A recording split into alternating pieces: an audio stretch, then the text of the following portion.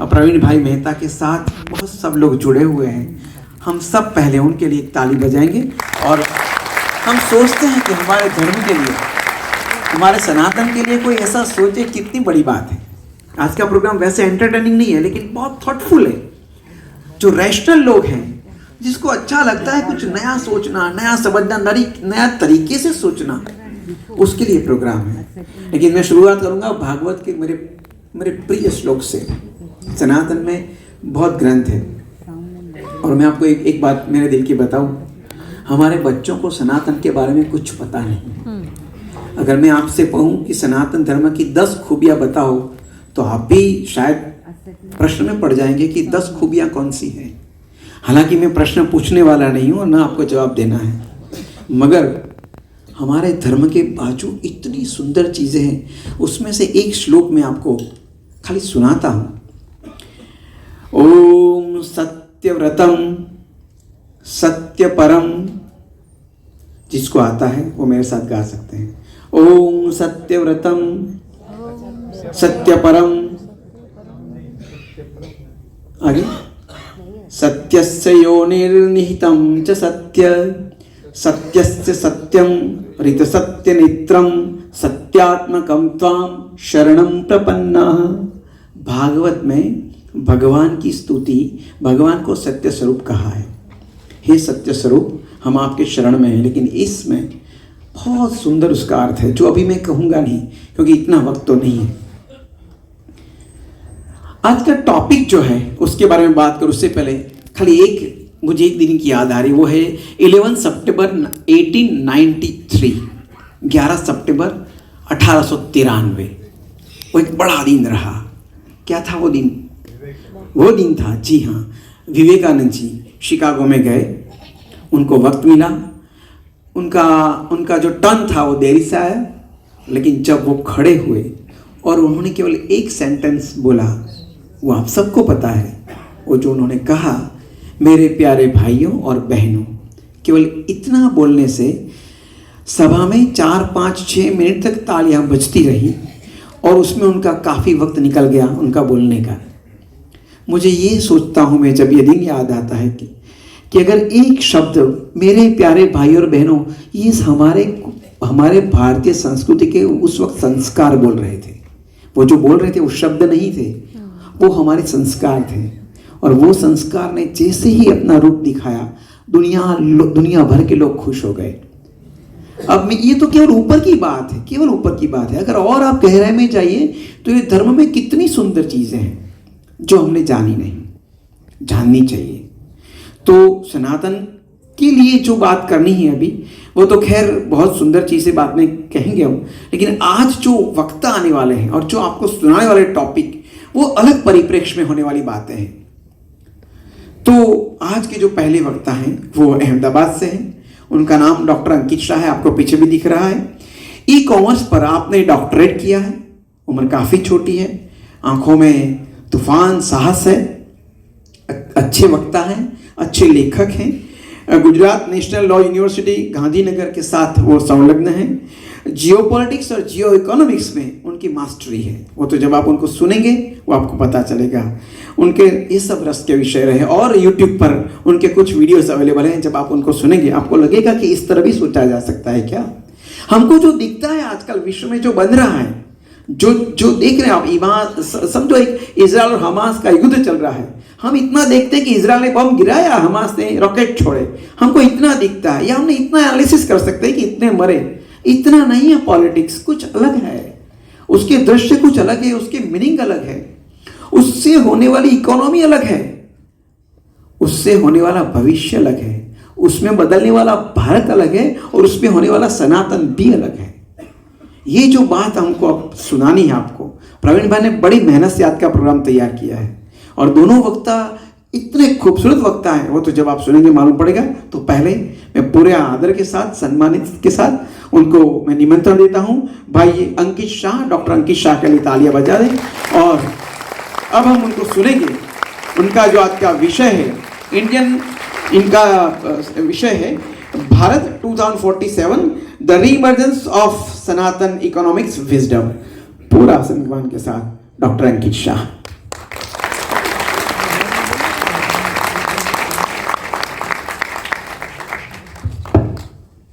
धन्यवाद यहाँ बुलाने के लिए। So entire Sanatan one team,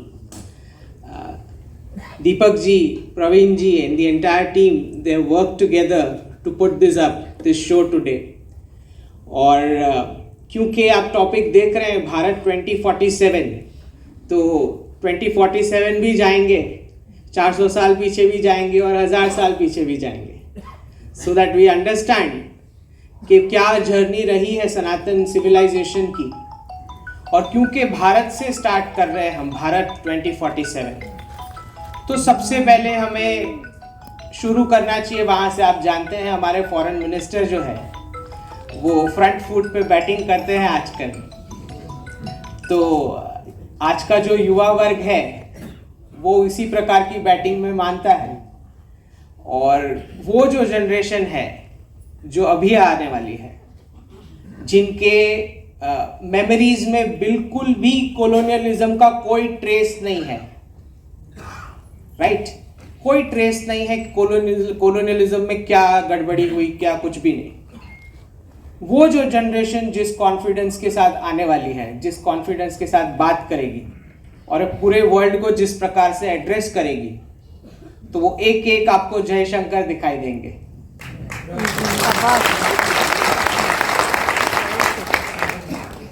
तो ये जो जर्नी है इंडिया से भारत की, ये क्यों है? सबसे पहले तो इंडिया जो ये टर्मिनोलॉजी हमको दी गई, कोई हमें ढूंढता हुआ आया, उसकी चिट्ठी पे कुछ ज्योग्राफिकल लोकेशन लिखा हुआ है।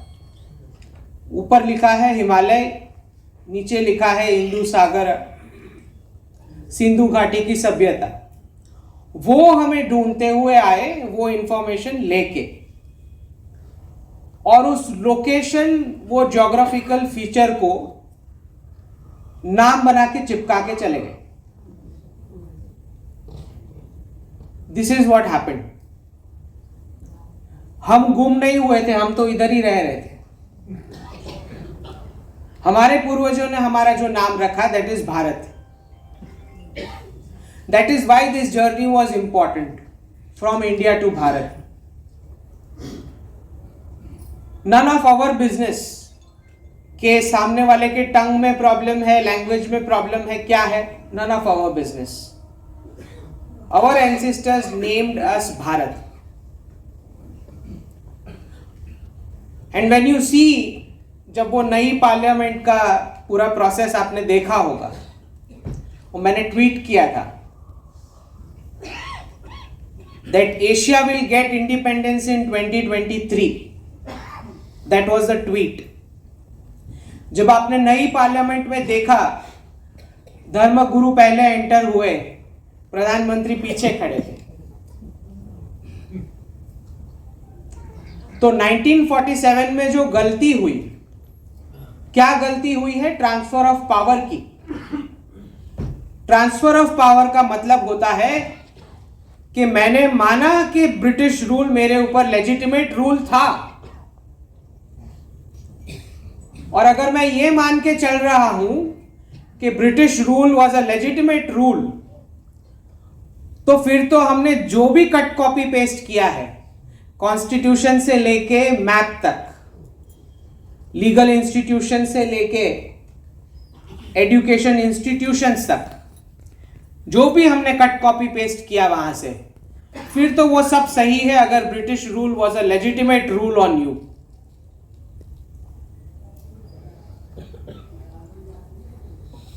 शिवाजी महाराज का जो स्वराज का स्वप्न है, जिसको आप स्वराज बोलते हो, सेल्फ रूल। सेल्फ रूल का मतलब होता है कि जो नेटिव्स हैं, जो सिटीजन्स हैं, उनके धर्म को स्थान मिलेगा कॉन्स्टिट्यूशन में।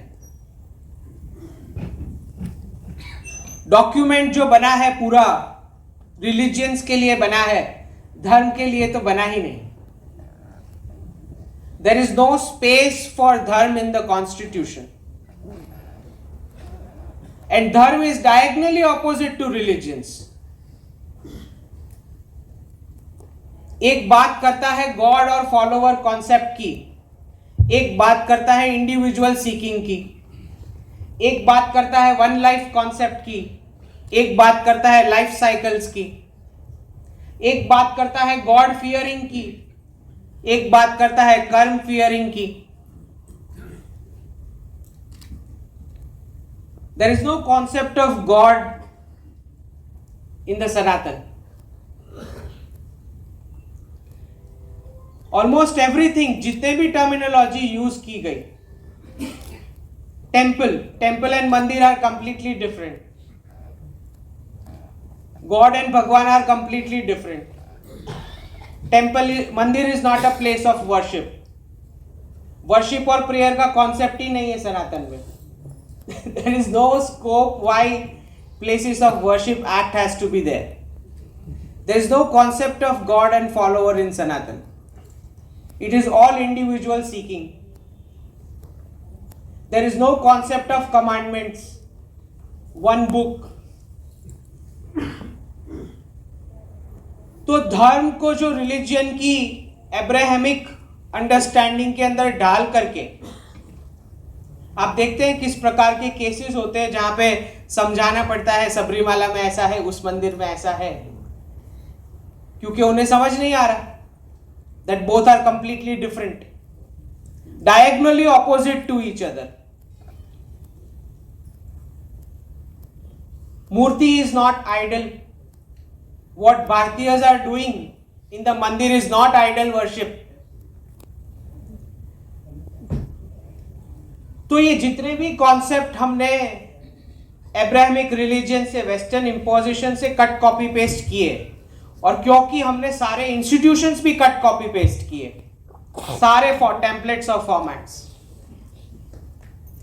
उसी में हमने इकोनॉमिक्स भी कट कॉपी पेस्ट किया.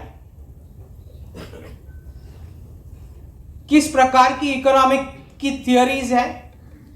There are two main theories. आप किसी इकोनॉमिक्स की क्लास में चले जाओ, कोई एजुकेशन इंस्टीट्यूट में, बताएंगे आपको there is capitalism and there is communism. Two main economic models. दोनों की दोनों थियोरी में कहीं भी फैमिली शब्द का एक बार भी प्रयोग नहीं किया गया. आप एडम स्मिथ का कैपिटलिज्म पढ़ लो, कार्ल मार्क्स का कम्युनिज्म पढ़ लो, फैमिली का कोई जिक्र नहीं है, एक बार भी नहीं है वो वर्ड का इस्तेमाल. छोटे बच्चे से आप पूछोगे अबाउट एनी इकोनॉमिक्स थिंग, तो आपको बताएगा every economic decision has something to do with the family and it has immediate impact on the family. तो आपको बिल्कुल सरप्राइज नहीं होगा कि दोनों इकोनॉमिक मॉडल्स में लॉस जो होता है ultimately is of the family, क्योंकि उसके अंदर मेंशन ही नहीं है. तो 18th सेंचुरी के इंडस्ट्रियलाइजेशन में एडम स्मिथ लाता है कैपिटलिज्म की थियोरी. क्या आइडिया लेके आता है? सपोज देयर आर 15 फैमिलीज जो 15 प्रकार के शर्ट बनाती है. Entrepreneurship model, family unit entrepreneurship model. Adam Smith आता है, बोलता है एक काम करते हैं, डिवीजन ऑफ लेबर का बेनिफिट लेते हैं, economies of scale. 15 design market में से हटा देते हैं. Let us keep one design. मैं फैक्ट्री डालता हूं, ये 15 फैमिली मेरी एम्प्लॉइज बनेंगे और कैपिटल मुझे दे देंगे. This is Adam Smith capitalism. क्या होता है इस कैपिटलिज्म के साथ? 90% wealth of the nation with 5% people.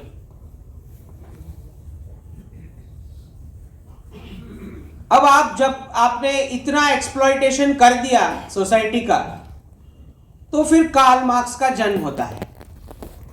Karl Marx बोल रहा है कि भाई तुमने रोका ही नहीं, इस हद तक एक्सप्लॉइटेशन हो चुका है सोसाइटी का, अब मुझे सारी चीजें फ्री में चाहिए.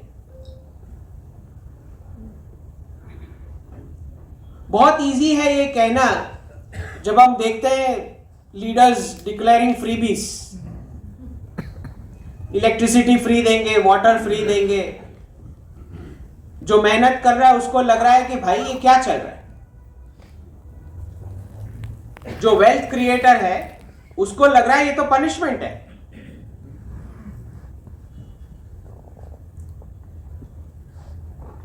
पर पहले आपने सोसाइटी का एक्सप्लॉयटेशन एक्सट्रीम कैपिटलिज्म से होने दिया, उसके बाद जाके कोई फ्री में मांग रहा है।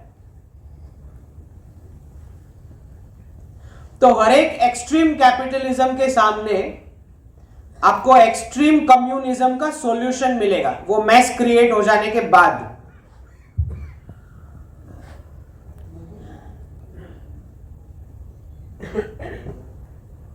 तो पूरी ये जो जर्नी शुरू होती है 400 साल पहले, pound as a single country reserve currency, ये स्टार्ट होती है सूरत में ईस्ट इंडिया कंपनी की स्थापना के साथ। British pound as a single country reserve currency formula.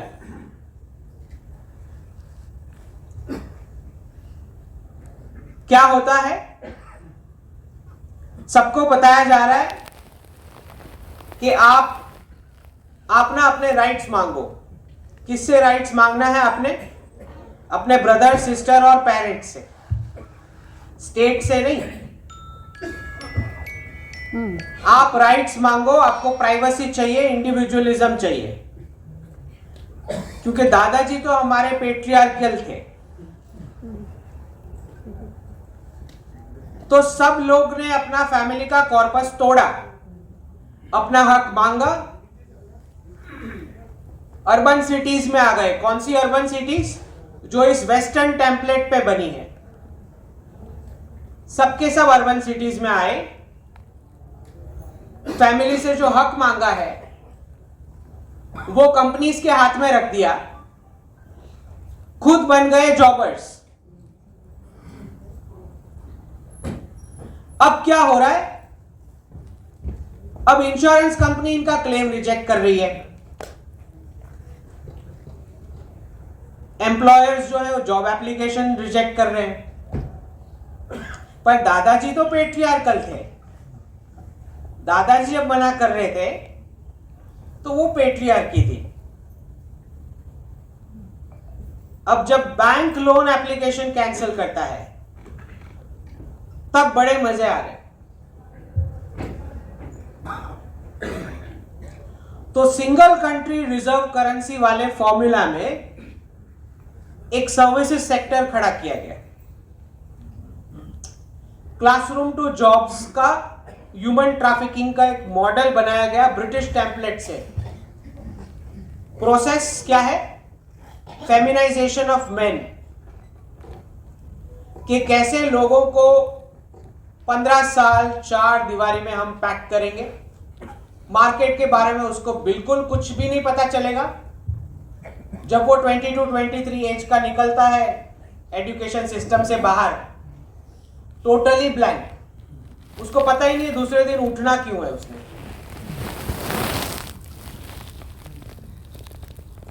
Because this was not the education format. The idea was nobody will think of independence from the British colonials. उनको चाहिए थे slaves for factories. That 18th century industrialization of Europe. तो ये पूरे services sector वाले खेल में बड़े ताज्जुब की बात है कि जो कॉन्सेप्ट है एग्रीकल्चर का, वो और मैरिज का कॉन्सेप्ट दोनों साथ में डिस्कवर हुए। जब आप पूछते हैं किसी को सेटल हुआ या सेटल हुई, that word settlement comes from agriculture settlement. That was the starting point of women empowerment, real women empowerment, कि आप पॉलीगैमी से मोनोगैमी की तरफ आए। आपको एक जमीन के टुकड़े पे वर्क करना है, आप फैमिली यूनिट बनाओगे, हार्वेस्ट निकलेगा and you will sustain the family. That was the entrepreneurship, family unit entrepreneurship model. आपको कोई नहीं बताएगा। इन्वेडर्स आने से पहले Indian women were the richest business tycoons on earth, क्योंकि सारी की सारी economic activity, B it farming, B it textile, silk, spices, everything was a women dominated business. Nobody will talk you this. तो job model को empowerment मानना ये start हुआ है लास्ट 400 इयर्स में, इससे पहले नहीं था।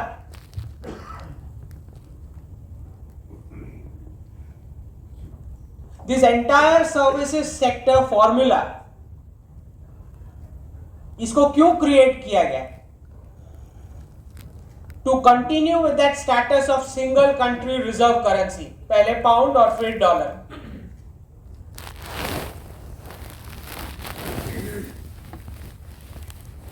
किस प्रकार का एक्सप्लॉयटेशन हुआ है? सारे सेक्टर्स की वैल्यूएशन गिरा दी गई।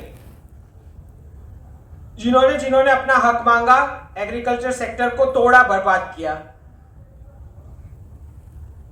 मैन्युफैक्चरिंग के valuation, food processing, logistics, precious metals, इन सब के वैल्यूएशन बर्बाद किए गए, just to keep a single country reserve currency status going. कैसे हुआ? There is 1 kg of actual wheat, उसके सामने मार्केट में 10,000 kg पेपर व्हीट घूम रहा है। Paper wheat, derivatives and financials, जो स्पेक्युलेटिव ट्रेडिंग होती, actual is only 1 kg representing that. इस तरह सारे सेक्टर की वैल्यूएशंस गिरा दी गई, सारे कोर सेक्टर्स की।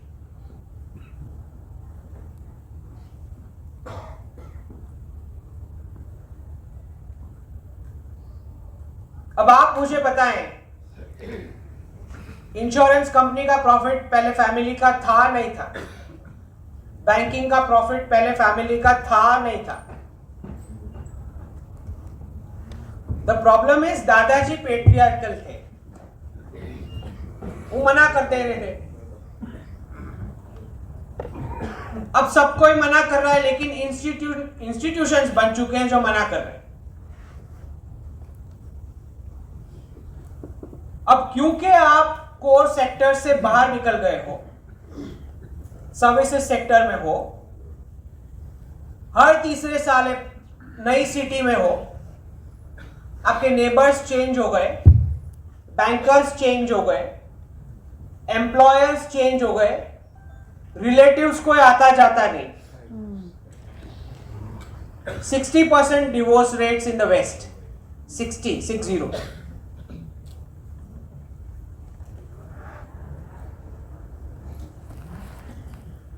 This is the single country reserve currency formula.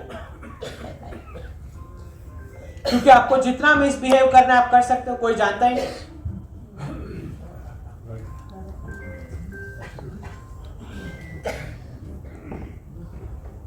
पूरे वेस्ट में सबका फैमिलीज बर्बाद किया गया डॉलर्स छाप छाप के। पेरेंट्स को बोला गया बच्चों को निकाल दो 15 साल की एज में। The state will print the dollars, आपका मेडिकेयर रिटायरमेंट स्टेट देखेगा। क्यों कर पा रहे हैं? Because of that single country reserve currency formula. हमारी जितनी भी सिटीज है टायर 1, जो एडमायर करते हैं इस वेस्टर्न टेम्पलेट को, जो बताते हैं कि वेस्ट का तो क्लाइमेट बहुत अच्छा है, वेस्ट में तो government takes care of the parents, ये आपकी पॉकेट में से हो रहा है।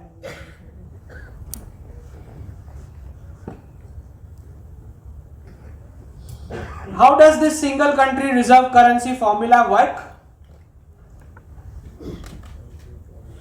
एग्जाम्पल देता हूं आपको। 5 फ्रेंड है, होटल गए।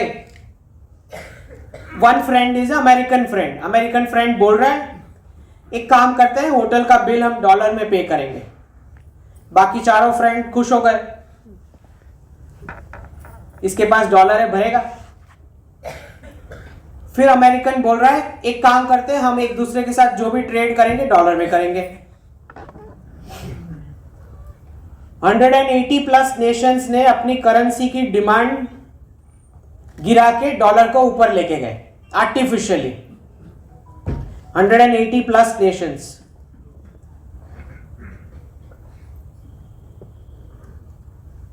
दो फ्रेंड है, बोल रहे हैं कि भाई हम तो बहुत वर्क कर रहे हैं लेकिन डॉलर कमा नहीं पा रहे, क्या करें? तो अमेरिकन फ्रेंड बताता है मैं 2 इंस्टीट्यूशंस लगा देता हूं, IMF और वर्ल्ड बैंक, आप वहां जाके लोन ले लो।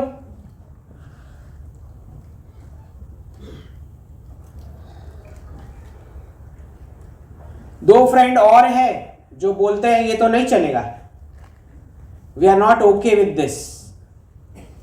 Saddam Hussein and Gaddafi, you know the fate.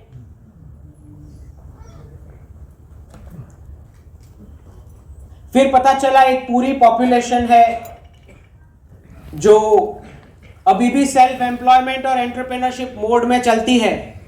ये ब्रिटिश क्लासरूम से नहीं हो पा रहा है। पता चला टोटल 1500 साइंटिस्ट किल टिल डेट, 1500। और एक भी केस में रशिया और चाइना का कुछ नहीं मिला, not a single case.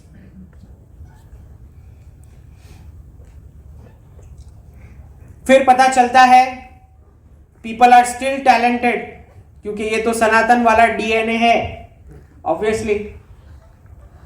3-4 language तो it's like a morning snack for an Indian kid.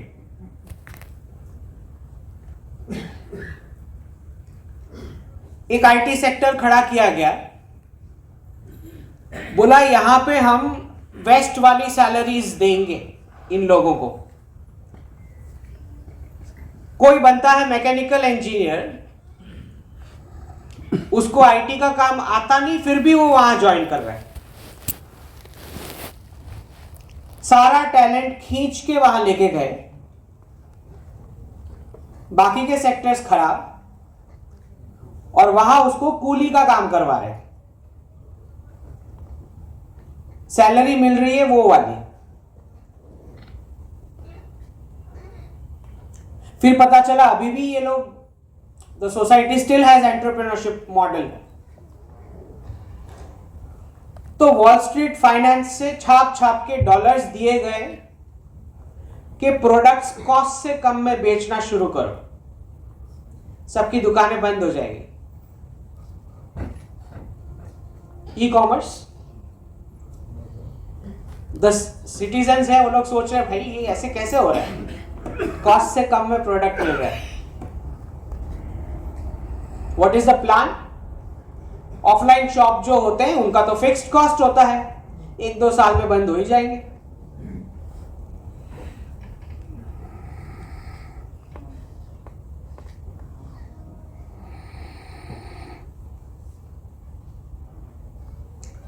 कुछ लोगों को वहां लेके गए, वही सैलरी का अट्रैक्शन देके talent is taken over there, जिसको ब्रेन ड्रेन बोला जाता है।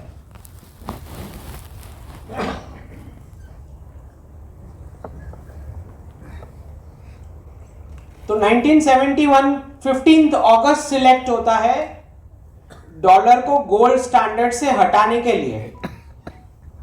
तो पहले के टाइम पे जब there were no barter system was the method of trade, ठीक है, उसके बाद कॉइन्स आए, तो किंग्स और क्वींस के टाइम पे वो लोग सोच रहे थे कि भाई डीमोनेटाइजेशन कैसे करें, तो गोल्ड और सिल्वर के कॉइन्स विड्रॉ करके चीपर मेटल्स के कॉइन्स दिए गए। ऐसे डीमोनेटाइजेशन होता था तब। उसके बाद pound as a single country reserve currency. तो एक बात तो क्लियर है कि अगर आपको रिजर्व करेंसी का स्टेटस चेंज करना है तो आपको फिजिकल गोल्ड कलेक्ट करना है। Gold is why which is Sanatan, that's the real money. Gold is the only asset which is zero political risk, zero geopolitical risk, zero default risk, zero credit risk, zero counterparty risk.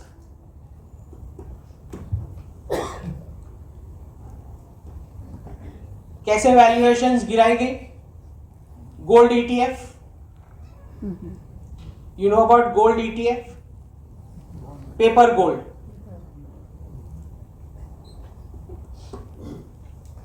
Just to keep the single country reserve currency status, gold को artificially नीचे रखा गया. Just like बाकी के other sectors, agriculture, manufacturing, food processing, logistics and all, जितने भी core sectors हैं entrepreneurship.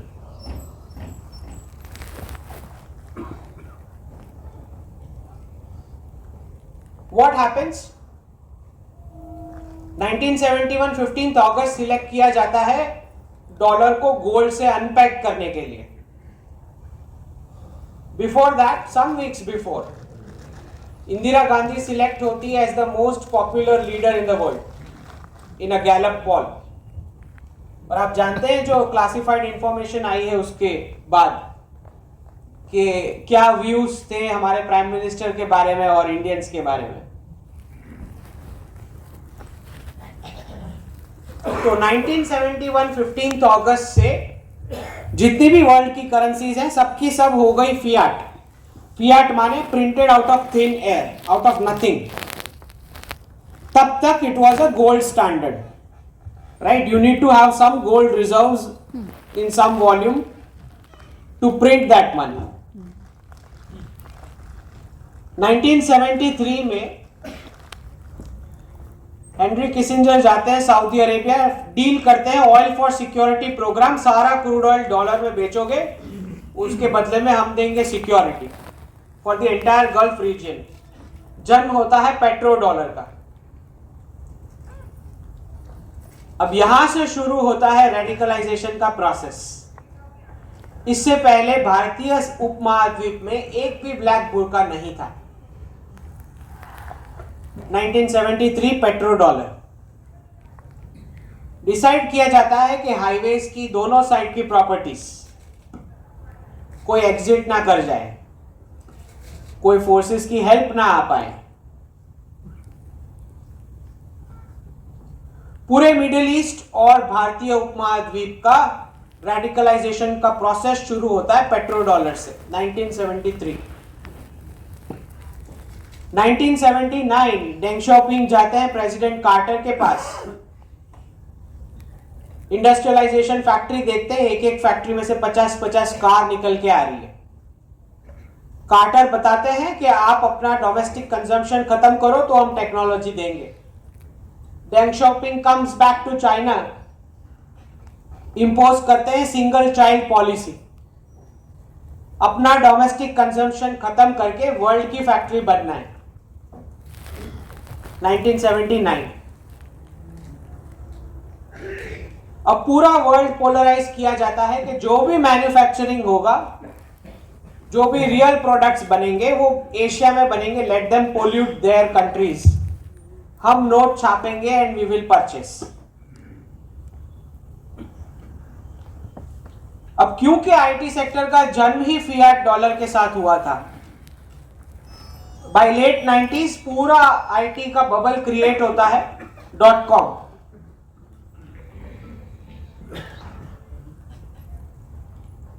हमें पता है क्या हुआ सद्दाम हुसैन और गद्दाफी के साथ, पर अब उनके एलाइज यूरोपियन यूनियन वो लेके आते हैं सबसे पहला de dollarisation process, launching the euro currency. अब क्या करना है? They are in panic. तो बैंकिंग के रेगुलेशन चेंज किए जाते हैं. इन्वेस्टमेंट बैंकिंग, राइट, और पब्लिक डिपॉजिट दोनों को मिक्स कर दिया जाता है, जिसको सेपरेट रखा जाता था. तो अब कोई अमेरिकन पैसा डिपॉजिट करता है अकाउंट में, the bank can sweep that amount in another account और वहां से वो ट्रेड कर सकते हैं. This is the first counter to the de-dollarisation process. उसके बाद नाटो को घसीट के लेके जाते हैं यूगोस्लाविया कॉन्फ्लिक्ट में, यूरो का वैल्यू नीचे ले जाने के लिए। After the conflict the European allies understood कि दिस इज व्हाट हैपेंड। तो यूरोपियन यूनियन ने बताया कि अब से हम हमारी सेविंग्स यूएस ट्रेजरी और यूएस डॉलर में पार्क नहीं करेंगे।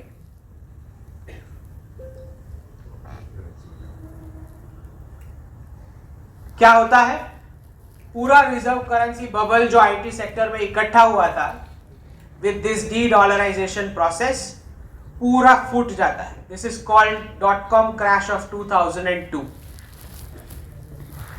They will not call it D-dollarisation, वरना आईटी सेक्टर वालों को पता लग जाए। They call it .com crash of 2002। This was the first impact of first ever de-dollarization. 2008 तक आते आते, क्योंकि आपने अपनी सारी फैमिलीज बर्बाद कर दी है, बच्चों का रोल डॉलर को दे दिया, पेरेंट्स का रोल भी डॉलर को दे दिया, बिकॉज जो बच्चे 15 साल से एज में पेरेंट्स से घर से निकल रहे हैं उनको 2-3% लोन दे रहे हैं आप, तभी तो वो निकल पा रहे हैं।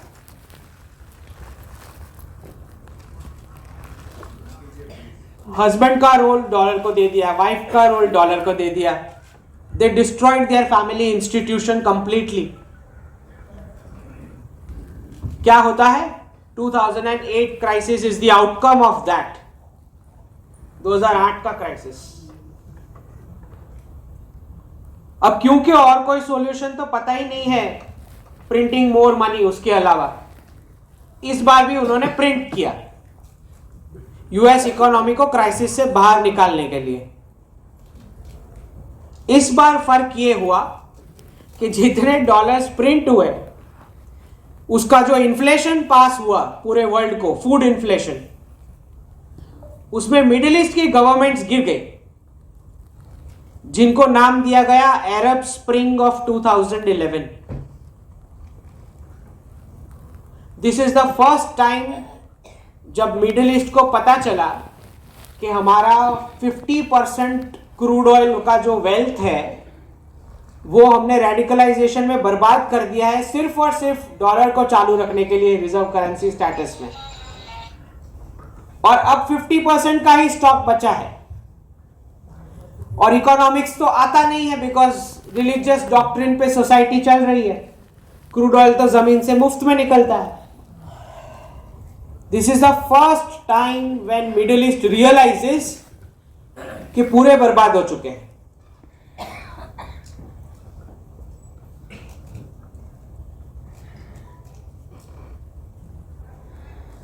मीनवाइल क्या हो रहा है,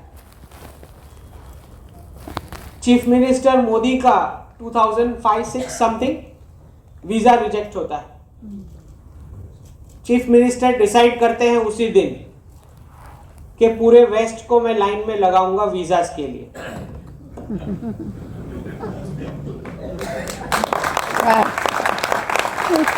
उसी दिन उन्होंने डिसाइड किया।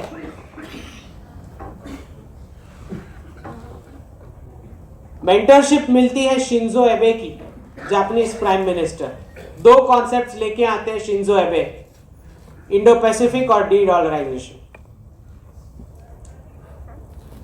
चीफ मिनिस्टर मिलते हैं जापानीज प्राइम मिनिस्टर को। प्लान डिवाइस होता है गिफ्ट सिटी डेवलप करने का as an alternative global financial hub for de-dollarisation process.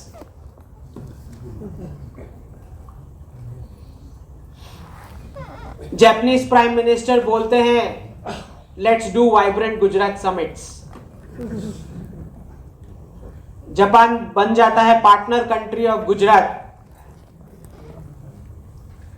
4-5 vibrant Gujarat summit होता है। गुजरात मॉडल बाकी के भारत में स्प्रेड होना शुरू होता है। उसी टाइम पे गल्फ को रियलाइजेशन आ चुका है कि हमारा इस प्रकार से इस्तेमाल किया गया रेडिकलाइजेशन के प्रोसेस में, जहां पे रशिया की बॉर्डर्स पे यूरोपियंस खड़े हैं, चाइना की बॉर्डर पे रशियंस खड़े हैं, भारत की बॉर्डर पे चाइनीज खड़े हैं, पाकिस्तान की बॉर्डर पे भारतीय खड़े हैं, अफगानिस्तान की बॉर्डर पे पाकिस्तानी खड़े हैं, ईरान की बॉर्डर पे अफगानिस्तानी खड़े हैं और इराक की बॉर्डर पे ईरान वाले खड़े हैं। तो डॉलराइजेशन के ये प्रोसेस में टू बकेट थियरी बनाई गई थी कि तेरा बाजू वाला तो चोर है, उसको हम सैंक्शन करने वाले हैं। तो बाय डिफॉल्ट उसका मतलब होता है कि you have to continue with the US dollar. That was the dollarisation process. तो 4 मेन हॉटस्पॉट्स जो मैं बताता हूं अपने ट्विटर हैंडल पे कि चारों रिवर्स होंगे जो मैंने प्रेडिक्ट किए थे, यूक्रेन, ताइवान, पीओके और ईरान का डीन्यूक्लियराइजेशन प्रोसेस। ये चारों आर्टिफिशियल हॉटस्पॉट्स जो सिंगल कंट्री रिजर्व करेंसी पहले पाउंड और डॉलर, ये दोनों को चालू रखने के लिए जो आर्टिफिशियली क्रिएट किए गए थे, उसका रिवर्सल प्रोसेस ये डी डॉलराइजेशन के साथ शुरू हो गया।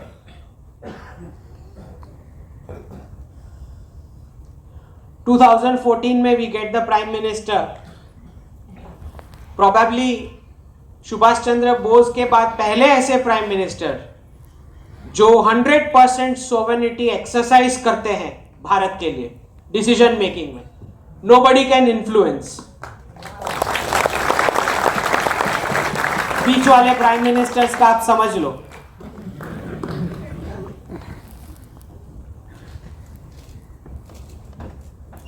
अब गल्फ जो है, सबसे पहले विजिट होती है 2015 में एमबीजेड फ्रॉम यूएई।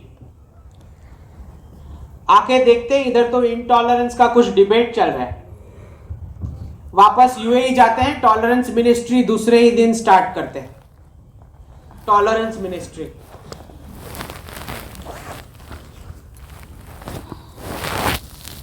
अब कैसे पूरे गल्फ को डी रेडिकलाइज करना है, तो उन्होंने देखा है American style of de radicalisation, उन्होंने देखा रशियन स्टाइल, और चाइनीज वाला तो ऑर्गन्स ही निकाल लेते हैं, वो तो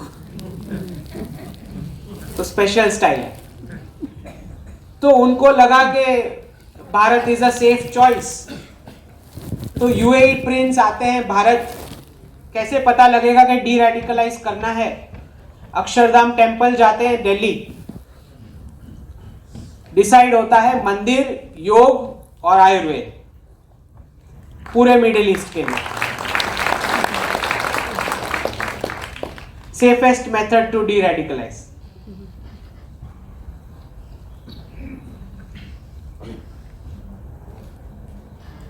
सबसे पहले 2018 में यूपीआई, रुपे कार्ड और ये तो पूरा डी डॉलराइजेशन का प्रोसेस तो चल ही रहा था। डिसीजन लिया गया कि कोई भी कंट्री के साथ हम मल्टीलैटरल ट्रेड पैक्ट्स नहीं करेंगे। क्यों? क्योंकि जहां भी मल्टीलैटरल ट्रेड पैक्ट्स में जाते हो, dollar comes by default.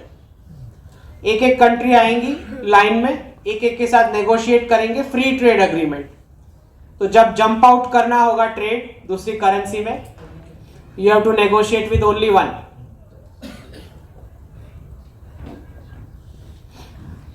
China and Russia has no clue क्या चल रहा है, एब्सोल्युटली नो क्लू।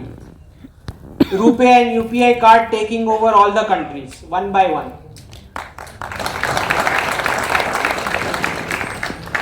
सबसे पहले डिसाइड होता है कि भाई रिजर्व करेंसी चेंज करना है, तो फॉर्मूला तो क्लियर है, क्योंकि पाउंड से डॉलर में कैसे गए थे। यूएस ने सेकेंड वर्ल्ड वॉर में जितनी भी वॉर सप्लाईज दी, उसके एक्सचेंज में गोल्ड एक्यूमुलेट किया, उसके बाद पाउंड को शिफ्ट किया डॉलर, न्यू रिजर्व करेंसी। तो मेथड तो बहुत क्लियर है कि रिजर्व करेंसी चेंज करना है, you have to accumulate physical gold. तो सबसे पहले प्राइम मिनिस्टर लेके आते हैं गोल्ड मोनेटाइजेशन स्कीम, क्योंकि भारतीयों के पास पूरे विश्व में जितनी भी सेंट्रल बैंक्स हैं, उसके टोटल से ज्यादा गोल्ड है। It did not work because gold is Sanatan wisdom, as I told you. Gold is your human rights and physical gold is your civil rights. That is what the Sanatan wisdom is. क्योंकि currency कोई print कर रहा है, कल को digital रुपया आएगा तो that is digital entry. Gold is what is real. The scheme did not work. तो अब डिसाइड होता है कि सारी ब्रिक्स की सेंट्रल बैंक्स वेस्ट से गोल्ड कलेक्ट करना शुरू करेंगे.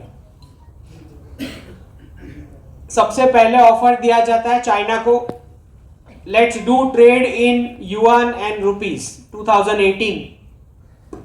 शी जिनपिंग को कुछ समझ नहीं आया क्या चल रहा है, मना कर दिया. फिर कोविड के बाद डेटा निकलता है कि चाइना ने 40 साल पूरे वर्ल्ड का मैन्युफैक्चरिंग करके मजदूरी करी और प्रॉफिट बनाया 3 ट्रिलियंस इन रिजर्व्स. पता चला अमेरिकन्स को $14 ट्रिलियन छाप के दे दिए, फ्री में यूज करो ड्यूरिंग कोविड. 14 ट्रिलियन 14. इन्होंने 40 साल मजदूरी की, 3 ट्रिलियन. अब शी जिनपिंग को समझ आ गई.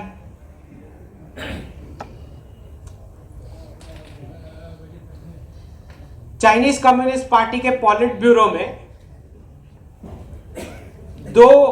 दो लीडर्स हैं जो एक्सपोर्ट मॉडल फोकस्ड है.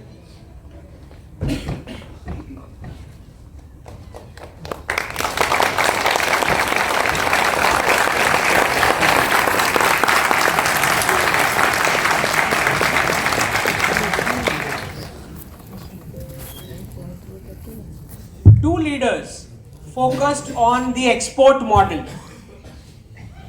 One was Wang और दूसरे ली केचोंग. दोनों को 2022 नेशनल कांग्रेस में पॉलिट ब्यूरो में से निकाल दिया जाता है. तो 1962 का जो वॉर किया गया उससे कुछ साल पहले चाइनीज एम्बेसडर जो थे अमेरिका के, उनका स्टेटमेंट था कि India rules China culturally without firing a bullet across. तो 1962 की चाइनीज कम्युनिस्ट पार्टी की प्लेनरी में डिसीजन लिया गया कल्चरल रेवोल्यूशन का, जो 1965-66 से स्टार्ट हुआ.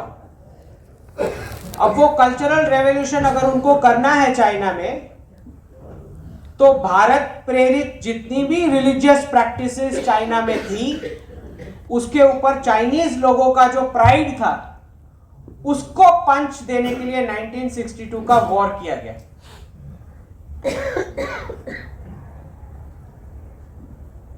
तो इस डी-डॉलराइजेशन के प्रोसेस में अगर आप लास्ट 12 मंथ्स का डेटा निकालोगे तो चाइना ने यूरोपियन यूनियन और यूएस का एक्सपोर्ट्स 25 to 30% काट दिया है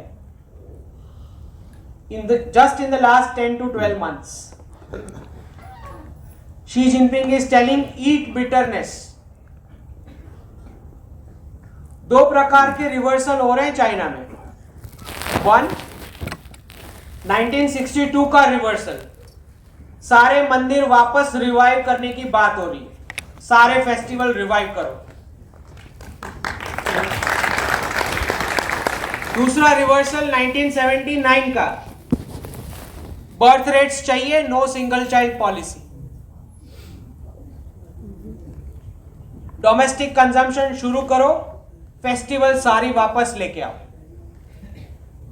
this is what Sanatan economics model is. तो मॉडल है आत्मनिर्भर भारत. उसी थीम पे शी जिनपिंग 10 रूल्स लेके आए हैं. ईट चाइनीज फूड, घूमना है तो चाइना में घूमो, celebrate Chinese festival. On the other side Gulf ने तो डिसाइड ही कर लिया है mandir, yoga and Ayurveda. On this side South East Asia में, कंबोडिया में they have started reviving the mandirs. So from Laos, Cambodia this side to Saudi Arabia, UAE on the other. आप बनाओ ना बनाओ, they are going to make magnificent mandirs on their own.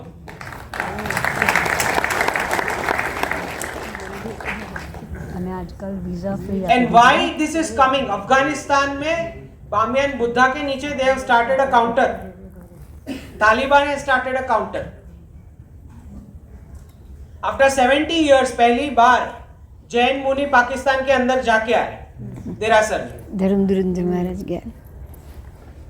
और अब news आ रहा है कि डिजिटल दर्शन वाला जितनी भी पाकिस्तान की अंदर हिंदू और सिख साइट्स है वो स्टार्ट कर रहे हैं। तो मंदिर इकोसिस्टम का सनातन इकोनॉमिक्स मॉडल में बहुत बड़ा रोल है। यू हैव टू अंडरस्टैंड कि वो तिथिस के साथ फेस्टिवल्स की पूरी लाइफ साइकिल की इकोनॉमिक्स चलती है, फैमिली यूनिट एंटरप्रेन्योरशिप वाली। मंदिर टाउन्स को कभी कुछ नहीं होगा, अयोध्या को कुछ नहीं होना है, काशी को कुछ नहीं होगा, न्यूयॉर्क को हो सकता है, कैलिफोर्निया को हो सकता है, क्योंकि ये सारे सिटीज जो बने हैं वो one life concept Abrahamic religion based model पे बने। आप कोई भी भगवान को देखोगे फोटोज, आपको बर्ड्स, एनिमल्स और फिर उनको जो चढ़ाना है हर एक का फूल अलग, हर एक का फ्रूट अलग। तो पूरी डाइवर्सिटी मेंटेन करने में मंदिर इकोसिस्टम का एक बहुत बड़ा रोल था। आज वर्ल्ड ने जितनी बायोडाइवर्सिटी खोई है, it is because of the destruction of the mandirs. और वो सारी की सारी फेस्टिवल्स के साथ जो पूरा लाइफ साइकिल चलता है इकोनॉमिक्स का, हर एक फेस्टिवल में जो सेलिब्रेटरी मोड में कैश जा रहा है लोअर स्ट्रेटा ऑफ सोसाइटी को, आपको कोई सोशलिस्ट फ्रीबीज देने की जरूरत। और ऐसा नहीं था कि एंशिएंट भारत में बड़े बिजनेसेस नहीं हुआ करते थे, वी यूज्ड टू हैव। पर हमारा जो मॉडल था बड़े बिजनेसेस का, there was a concept called shreshthi. श्रेष्ठी तो जो समाज के जो श्रेष्ठी है वही लीड करेंगे वो बड़े बिजनेसेस को। This is the only civilisation which celebrates ethical profits as a community festival on Dhanteras. That shubh labh economy, that only ethical profits is allowed to enter my home। जब वो अकाउंटिंग की बुक्स पे हम लिखते हैं श्री सवा, what it says is कि 25% of cost से ज्यादा मैं प्रॉफिट नहीं लूंगा। That is what that Shri सवा means। सनातन इकोनॉमिक्स में इंडिविजुअल वेल्थ का कोई कॉन्सेप्ट ही नहीं है। There are two words, संपत्ति and Lakshmi. Sampatti means that which is built together, family unit entrepreneurship। Lakshmi, that which is spent for a common objective, Lakshmi। तो spending में भी इंडिविजुअलिज्म नहीं है। These are the concept of Sanatan economics model। तो जहां पे capitalism बता रहा है कि individual is a unit of economics, communism बता रहा है कि mob is a unit of economics, खाली सनातन बता रहा है the family is a unit of economics. और पूरे वर्ल्ड का जो वेल्थ है वो ट्रांसफर होता है only via family when you have the birth rates. जिसका रिप्रोडक्शन है वेल्थ वही जाना है, चाहे गवर्नमेंट के थ्रू जाए या खींच के लेके जाए आपसे, वो भी हो सकता है if the birth rates are gone. आधे से ज्यादा पॉपुलेशन को ये नहीं पता है they are surviving because of Balika Vadhu, उनको ये भी नहीं पता। यूरोपियन यूनियन में जिस प्रकार का इलीगल्स रेडिकल्स लेके आए हैं वो मिडिल ईस्ट से, उनको बालिका वधू करना पड़ेगा if they want to survive the European values. They are on that path.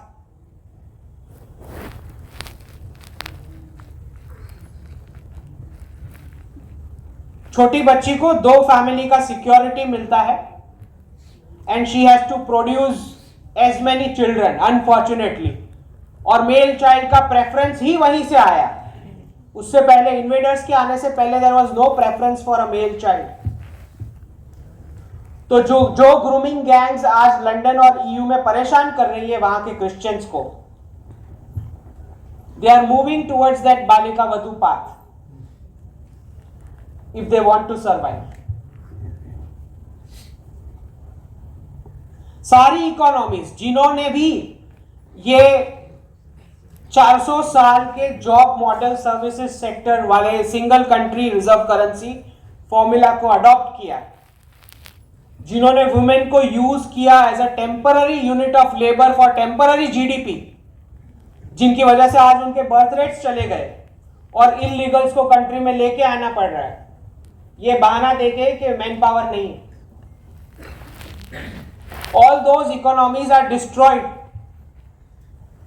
So wealth of nation only transfers via family unit.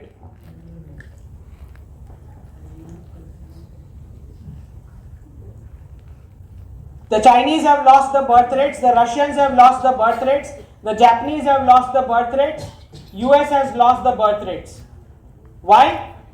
Because they deployed women as a temporary GDP unit of labor during her fertile years, not understanding कि wealth of nation जो transfer होता है that only happens with inheritance. And the British classroom format has already collapsed. क्योंकि अगर parents अपना saving stock market में लगा रहे हैं, which means that they are very clear what their child is. Stock market capitalization is a proof that the British education format has collapsed already.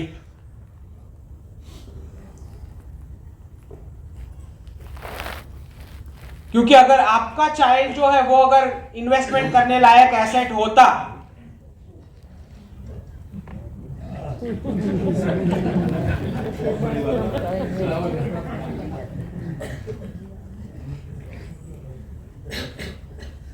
So in this decade जैसे ही ये process के अंदर पूरा international trade shift हो रहा है to a multi currency basket, अब उस बास्केट इंडेक्स को ब्रिक्स का नाम देंगे नहीं देंगे दैट्स अ सेपरेट थिंग, पर डॉलर वाला ट्रेड शिफ्ट होना शुरू हो चुका है to a multi currency basket of currencies.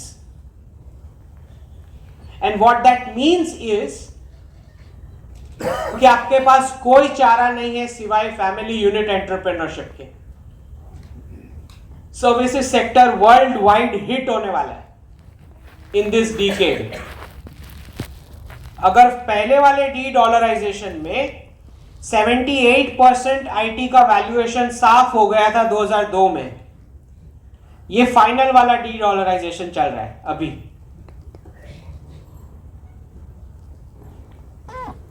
और आपको समझना है कि एक जो प्राइम मिनिस्टर से मिलने आते हैं बिजनेसमैन आते हैं, उनको बोला जाता है कि आप इंडिया बिजनेस हेड को साथ में लेके आएंगे, इंडिया का प्लान ऑफ ऑपरेशंस कुछ है आपके पास। वो मिलते हैं, यहां से जाते हैं, वेस्ट में ऑफिस वेकेट करते हैं और ले ऑफ अनाउंस करते हैं। समझ आ रहा है? तो जिस वेस्टर्न कंपनीज को सरवाइव करना है वो अब हड़बड़ी में है कि जल्दी से जल्दी हमको भारत में अकोमोडेट करो, we want to survive.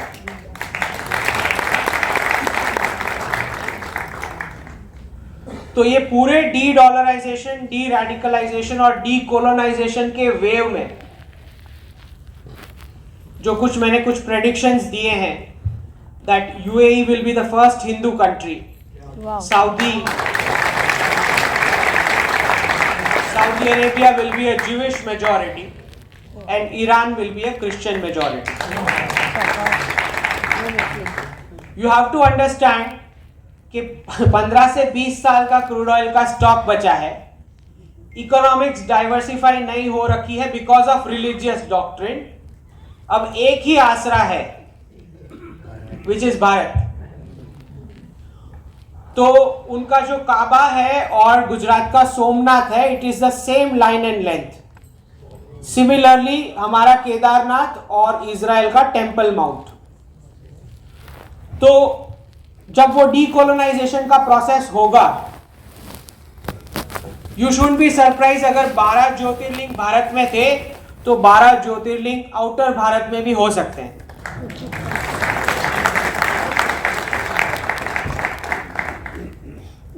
G20 summit में 2 लोग एब्सेंट थे गांधी समाधि के ऊपर, MBS of Saudi Arabia and MBZ of UAE।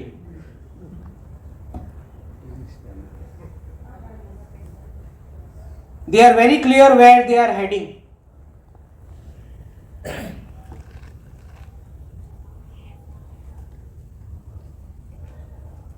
आपको एम्बेसडर्स हैं दूसरी कंट्रीज के जो बता रहे हैं Sanskrit is the mother language.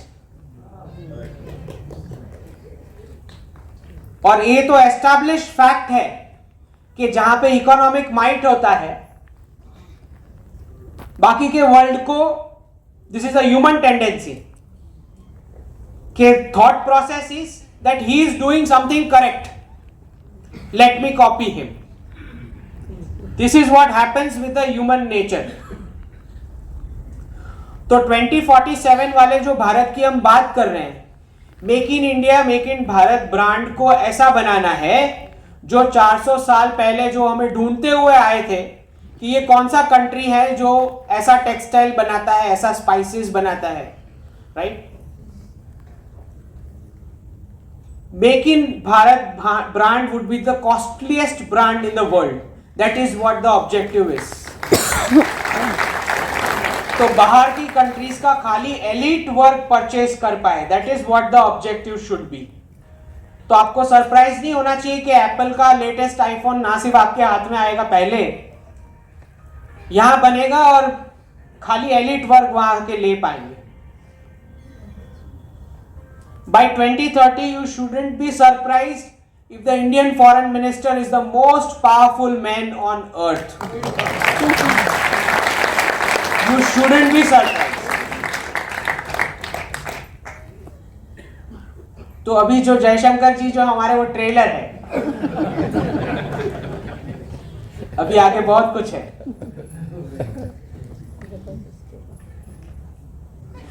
This is the only geography जिसके पास यंग पॉपुलेशन है, वर्किंग पॉपुलेशन, जिसका अर्निंग पावर अर्न करके कंज्यूम कर सकते हैं, विच इज वाई जो global whoever the powers B उन्होंने सिलेक्ट किया है कि Bharat is the next. And you should be surprised कुछ ही सालों में अगर न्यूयॉर्क टाइम्स या वॉशिंगटन पोस्ट में सनातन पर छपने लगे आर्टिकल्स। जय Hind.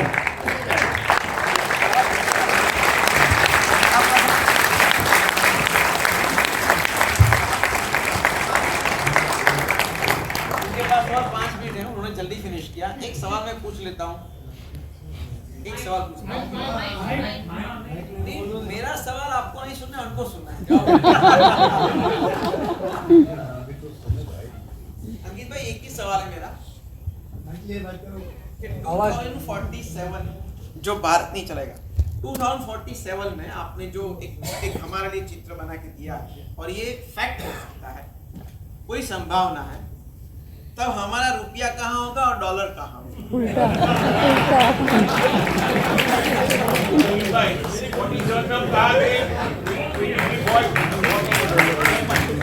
See, 1973 the rate was around 7 rupees for $1.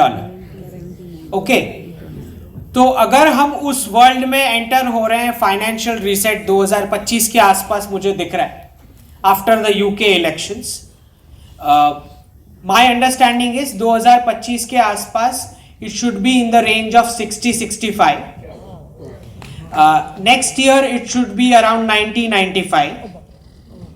2025 में 60-65, and what I have already predicted is 3 INR in 2029. But hold on, तो इसमें बहुत सारे फैक्टर्स होते हैं जियोपॉलिटिकल। तो अगर कोई उसमें चेंज होगा किसी फैक्टर्स का तो I will certainly post it, लेकिन मैंने ये 2 साल पहले प्रेडिक्शन दिया है और अभी तक I don't see any factor changing that prediction. ठीक है, तो यू हैव टू अंडरस्टैंड कि बहुत सारे एनआरआईज, इनफैक्ट फ्रांस में जो प्राइम मिनिस्टर ने स्पीच दी बहुत क्लियर बताया कि फिर बताना मत कि मैंने नहीं बताया, this is what he told कि आप एक्सप्लोर करना शुरू कर लो। ठीक, और उनको वर्क के बारे में बताया उन्होंने कि आप वर्क के सेक्टर्स भी एक्सप्लोर करना शुरू करो। और अगर आपने जयशंकर जी की भी कुछ रीसेंट स्पीचेस सुनी होगी तो वो भी कुछ उसी डायरेक्शन में बता रहे हैं कि ट्रैवल टू एंड फ्रो ऐसा होगा, वीज़ा रिजीम में भी आप चेंजेस आप देख ही रहे हैं कि कैसे श्रीलंका का visa travel visa without visa हो गया, अब थाईलैंड इज ट्राइंग। तो एक तो बहुत क्लियर है कि क्योंकि ये जो मंदिर इकोसिस्टम है उसमें सबसे पहला जो दिखाई दे रहा है which is Mithila, Ayodhya and Lanka corridor with Ayodhya as the central node of the mandir ecosystem. तो आपको सरप्राइज नहीं होना चाहिए, from Saudi Arabia to Laos, Cambodia, एक seamless connectivity with Ayodhya as the central node. ठीक, this is what it looks like.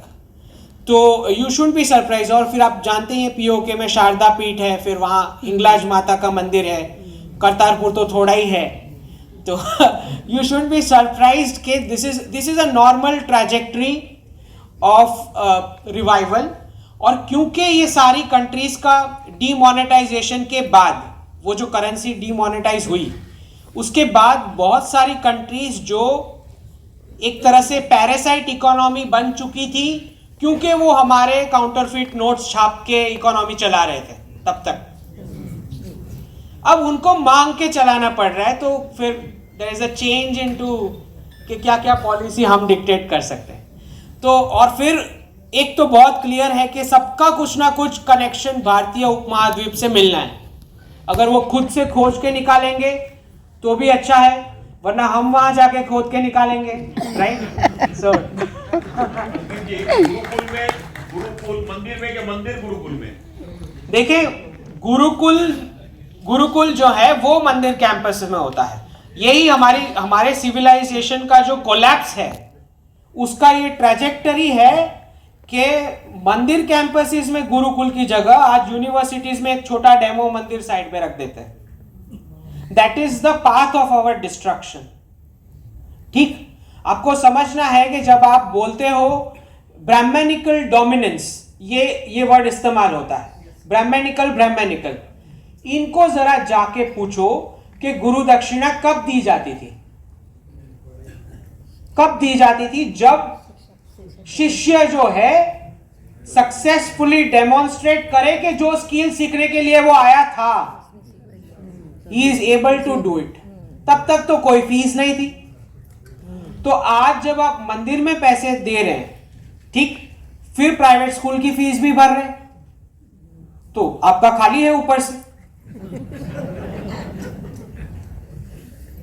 जब आप बोलते हो ब्राह्मणिकल डोमिनेंस, अब एक पूरा सोसाइटी का वर्ग जिन्होंने अपना पूरा जीवन देश को दिया, क्या? रिसर्च करने को, नॉलेज डिसेमिनेशन के लिए, और जिसका फाइनेंशियल ऑब्जेक्टिव बिल्कुल नहीं था। आपको उस ब्राह्मणिकल, उसको बोलते हो उस वैद को जिसका फाइनेंशियल ऑब्जेक्टिव नहीं है, और फिर जब प्राइवेट सेक्टर में आपको 10 दिन डेड बॉडी पड़ी रहती है और फिर बिल बनाते, वो आपको बड़े मजे आ रहे हैं।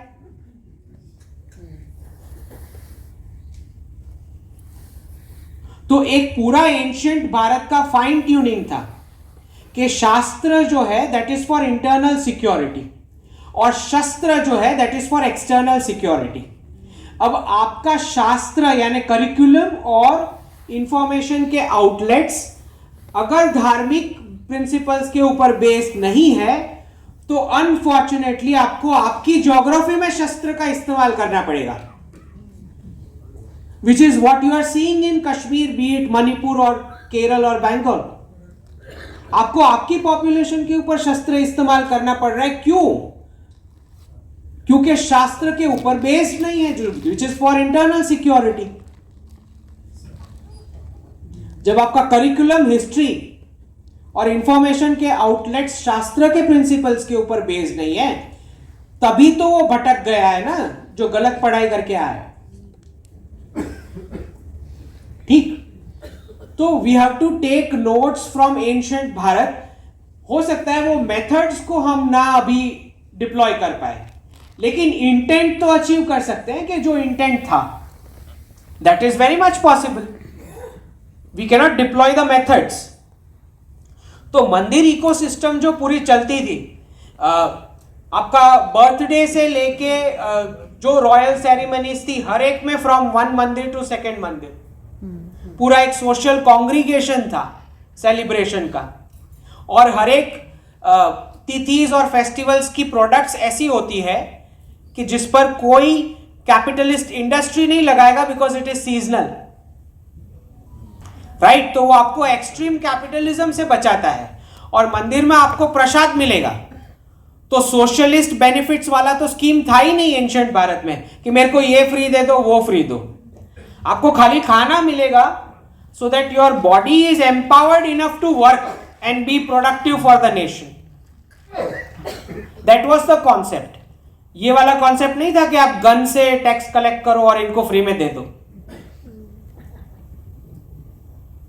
तो एंशिएंट भारत का जो मॉडल था, और फिर क्योंकि इन्वेडर्स के आने के बाद कुछ उसमें डिसरप्शंस आए, जो हमारी सिस्टम्स थी उसमें कुछ नैरेटिव्स भी फेक चलाए गए।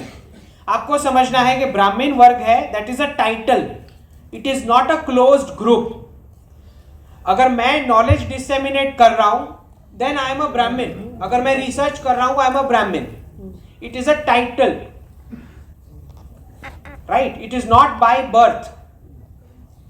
तो ब्राह्मण जो है उनको फाइनेंशियल एनरिचमेंट नहीं करना था, दैट वॉज देयर रूल। ठीक, नॉलेज डिसेमिनेशन का उनका काम है। पावर एक्सरसाइज वो नहीं कर सकते। अगर कोई डोमिनेंस की बात कर रहा है, ब्राह्मण्स वर नेवर डोमिनेंट। ठीक, दूसरा, क्षत्रिय जो थे उनको ब्राह्मण से पॉलिसी मेकिंग का गाइडेंस लेना है, लेकिन पावर क्षत्रिय एक्सरसाइज कर सकते हैं। वो टैक्स कलेक्ट कर सकते हैं क्षत्रिय, लेकिन फाइनेंशियल एनरिचमेंट खुद का क्षत्रिय भी नहीं कर सकते। पर्सनल वैश्य जो थे वो जितना रिस्क टेकिंग करना चाहे रिस्क ले सकते हैं, पावर एक्सरसाइज नहीं करेंगे, सिक्योरिटी के लिए क्षत्रिय के ऊपर डिपेंडेंट रहेंगे और टैक्स भरेंगे, दैट इज वैश्यस।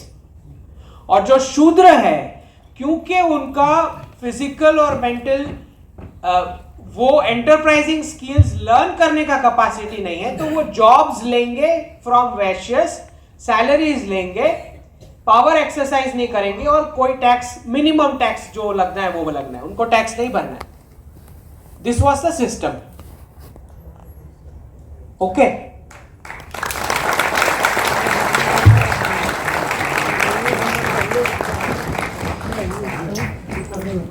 अंकित भाई है, अंकित भाई ने, हाँ, बड़ी अच्छी बात है कि मैं दो चार कविता मेरे को याद रही, लेकिन गुजराती की इसलिए मैं नहीं बोल सकता, पर बड़ी अच्छी बात की उन्होंने। एक बर्थ रेट की बात की। अभी अभी कुछ न्यूज आया था अंकित भाई कि इटाली में पिछले 3 महीने में एक भी बेबी बर्थ नहीं हुआ, एक भी बेबी बर्थ नहीं हुआ। This is dropping rate. और ये प्रॉब्लम केवल इटली का नहीं है, हमारे समाज में, यहाँ भारत में मेरे कुछ दोस्त हैं जो छोटे हैं, 22-25 साल के, उन्होंने अभी अभी मैरिज किया है, 3-4 साल से मैरिज किया है, और वो लोग बेबी के लिए नहीं चाह रहे कि हम लोग बेबी नहीं आएगा हमारे वहाँ। अभी ये नई पीढ़ी ये सोच रही है। तो ये जो है वो खतरे की घंटी है, आप जो बता रहे हैं, क्योंकि हमारा सनातन इसको सपोर्ट भी नहीं करता है सिस्टम को। एक खतरे की घंटी, एक अच्छी बात बताई आपने, इसलिए मुझे याद है। और दूसरा, मेरे को बहुत चिंता भी हो गई, क्यों बताऊं, अगर डॉलर गिर गया ना सर, मेरा भी थोड़ा इन्वेस्टमेंट है, तो बड़ी मुश्किल से कभी हूँ, बड़ी मुश्किल से इकट्ठा किया है पर ये मेरे अकेले का प्रॉब्लम नहीं है, बहुत लोगों का प्रॉब्लम। मैं तो ठीक, मेरे पास तो कुछ नहीं होगा। लेकिन जो भी है, उन्होंने जो प्रेडिक्शंस किए हैं कि सनातन की इकोनॉमी से पूरा वर्ल्ड में क्या चेंज हो सकता है, सनातन कहाँ पहुंच जाएगा, हमारे मंदिर की सिस्टम से कितना दुनिया को लाभ होगा। और ये तो केवल उन्होंने इकोनॉमिक सिस्टम बताई, अगर सच में उसके स्पिरिचुअल सिस्टम ये लोग उतर जाएंगे तो पागल हो जाएंगे वेस्टर्न वाले कि हमारे पास क्या चीज है। उन्होंने कभी देखा नहीं कि हमारे शरीर के अंदर जो केंद्र हैं, जिसके हम कुंडली जागृत करते हैं, उनके बारे में उनको कुछ पता नहीं है। वो लोग समझते हैं 33 करोड़ देवता क्या चीज है, तुमको पता नहीं। मैं बोला एक बार मेरे पास आके बैठो, 2 घंटा बताऊंगा 33 करोड़ का मतलब क्या है। वो उलझे हुए हैं कि तुम्हारे गणपति जो है वो एक दांत वाले। अरे क्या है, आपको पता ही नहीं है इसका मतलब। आप कुछ भी सिंबल समझते नहीं हो। अरे हर एक सिंबल का एक बड़ा मीनिंग है, लेकिन ये समझेंगे कौन? अगर हम समझेंगे तो उनको समझाएंगे। एक बार बैठेंगे और बात करेंगे कि हमारे बारे में हमारे पास बहुत रीच खजाना है, उसमें से केवल उन्होंने इकोनॉमिक के बारे में बताया है। ये केवल पैसे की बात है, मतलब जो रोलिंग होता है जिससे हमारा जीवन चलता है। लेकिन ऊपर उठने की जो बातें हैं सनातन की, वो भी हो सकती है। हम अंकित भाई ने जिस तरह हमको हमारे साथ ये नॉलेज शेयर किया, अहमदाबाद से आए हैं, उनको बड़ी जोरदार तालियों से हम उसका अभिनंदन करते हैं, स्वागत करते हैं। और हमारे दूसरे वक्ता भी आ चुके हैं, तो उनको सुनने से पहले thank you very much for a lovely clapping and most wonderful crowd here. और दूसरे वक्ता को सुनने से पहले मैं समझता हूँ कि कुछ लोगों को थोड़ा जाना होगा। एसी भी होता है, खाना भी खाया है, हो सकता है थोड़ा जाना आने की जरूरत पड़े। मिनट के लिए आप जाके आइए, थोड़ा इंटरवल रखेंगे 10 मिनट के, लेकिन 10 ही मिनट है। 600 सेकंड स्टार्ट्स नाउ।